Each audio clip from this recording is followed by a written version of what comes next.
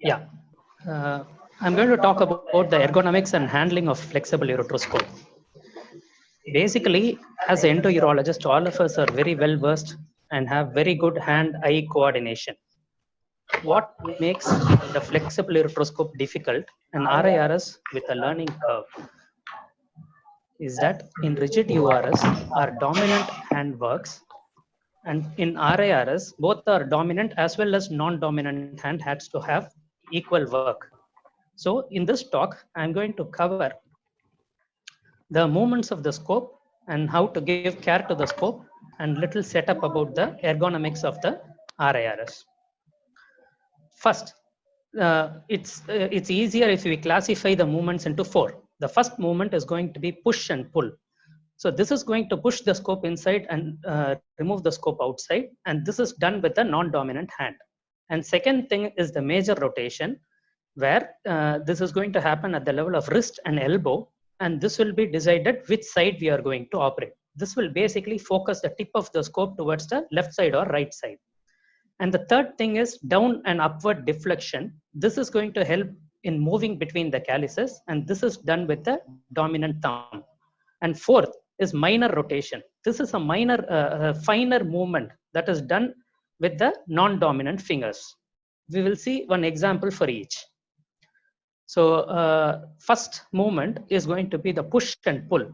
Here in this video, we can clearly see how the non-dominant hand, I am a right-handed person. My right side is fixed, but my left hand is pushing the scope inside. So this is going to be the basic movement which we are going to use in all the scopes to ascend or to descend. So here we can clearly see only my left hand is moving. And next is the major rotation. Again, this can be classified into two, that palm out when we are doing on the right side and then palm in when we are doing on the left side. These are the pictures that can be seen. And the third movement is the deflection of the scope. Here, there is upward deflection as well as downward deflection. If I push the lever up, the scope looks upward. And if I push this lever down, the scope looks downward. So there are two different types of scopes. What I am showing is one particular type, where in the opposite side, this will, when I push down, it can look up. So when we buy the scope, we have to be careful in selecting the scope. Whichever we are trained, it is better that we buy that scope. And fourth is a minor rotation. This is going to happen with the non-dominant fingers. This will happen at the area where the scope enters the access sheath. As you can see, my ring finger and little finger is holding fixing the access sheath, whereas my thumb and index finger are moving. This is going to create the minor rotation. RIRS is all about mixing all these four movements with various combinations. Now, we'll have this video where I'll be describing all the four movements. I'm slowly entering the upper calyx. Already the major rotation happened with my dominant hand. The inside and outside movement is happening with the non-dominant fingers. I'm just doing the minor rotations to see the various angles of the calyces. And then once the upper calyx is over, I'm coming back. My thumb is bending the scope. The downward deflection is happening now. My right thumb is doing that job. At the same time, I'm pushing and pulling the scope with my non-dominant hand. So this gives the minor rotation. Now I have come out. Now I am bending and going to the lower calyx. This downward deflection is again happening with my right thumb.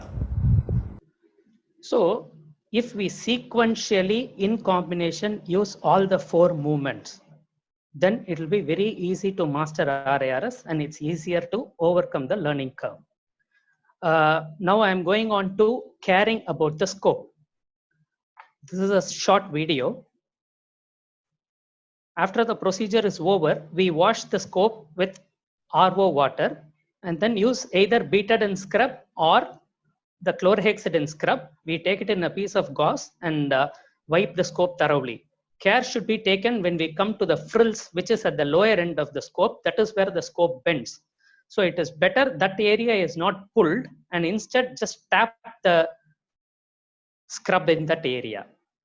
And then once this is done, then we wash the scope again with RO water.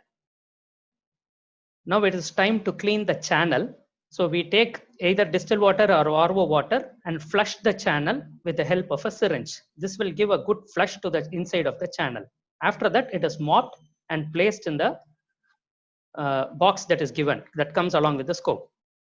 Here we have to take care that next time when we put the scope in Sidex, then we have to flush the channel again so that the inner layer of the scope is sterile.